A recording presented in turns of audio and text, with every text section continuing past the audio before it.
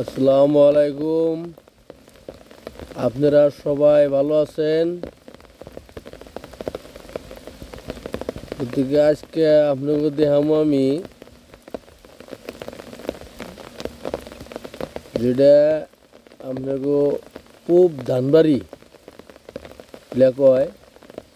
পূব ধানবাড়ি যেটা বাঁশের দলং, এই দলংটা হেকরা থেকে ধানবাড়ি পদুপাড়া, তারপরে আমরা গরু ছটকা টিপলাই, তারপরে আমরা একদম মোটামুটি বকসক মানে সব জায়গায় যাওয়া যায় দলংটা দিয়ে আর কি। ওদিকে দেখেন দলংটার কি অবস্থা।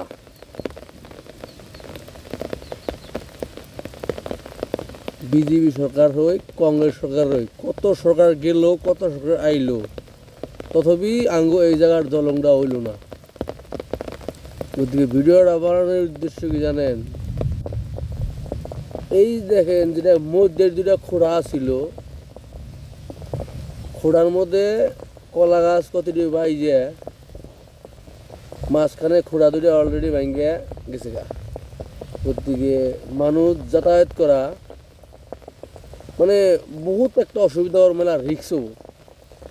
কারণ এই আঙ্গুই যত এই অঞ্চলের ধানবাড়ি, শিমলাবাড়ি, পদুপাড়া, সাফলাই,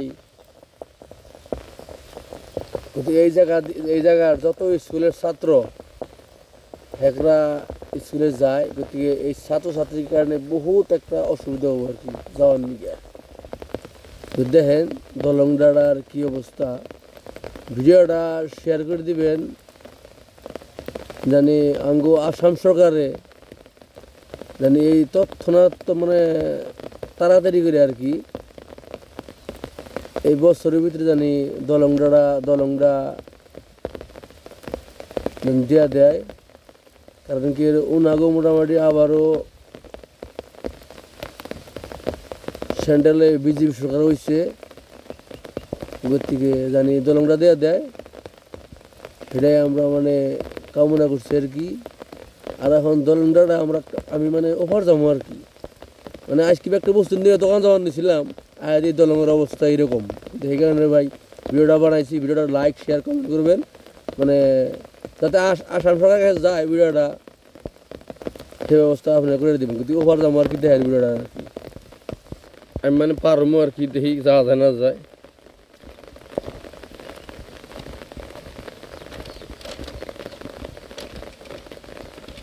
সম্ভব খালি মানুষ যাওয়া যাবো। দেখছেন কত বড় বড় কলা গাছ বাজার দিচ্ছে।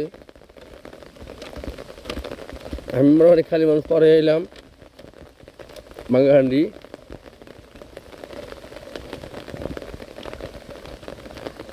তারপর আরেকটা বস্তু তো আপনাকে নদীটা দেখেন, নদীটা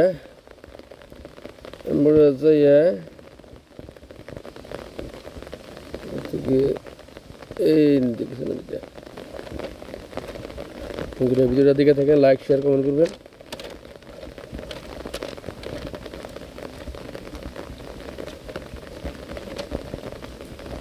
আমার মনে কর দলংটা থাকবো না। দেখেন দলংটার কি অবস্থা। আঙ্গো ধানবাড়ি রাজ্যের থেকে প্রত্যেক বছরই এই দলংটা বানানো হয় আর কি। গতিকে 3-4 মাস 5 মাস ভালোই চলে, তারপরে এতে এই অবস্থায় হয়। গতিকে আসাম সরকারের কাছে এটাই অনুরোধ, যাতে তারা দলংটা যেন দিয়ে দেয় আর কি এই জায়গায়। এটা আঙ্গো দুধনৈ সমষ্টি, আগে দুধনৈ সমষ্টি ছিল, আর বর্তমানেও আছে, যেহেতু বছর হয় না আর কি, কিন্তু দুধনৈ সমষ্টি আন্ডারে পড়ে আর কি। কিন্তু তারপরে যেহেতু সমষ্টি হাল হইল, গতিকে হন কি জানি আমরা গোয়ালপাড়া পুকুরে পড়ে যা হারি গিয়া কথা নাই। দিকে যেতে হয়, কিন্তু সরকার তো মানে বিজেপি না, গতি আঙ্গো দলংটা জানি দিয়া দেয়, এটা আঙ্গো মানে আসাম সরকারের কাছে এটাই অনুরোধ আর কি। কিন্তু খুব খারাপ অবস্থায় দেখেন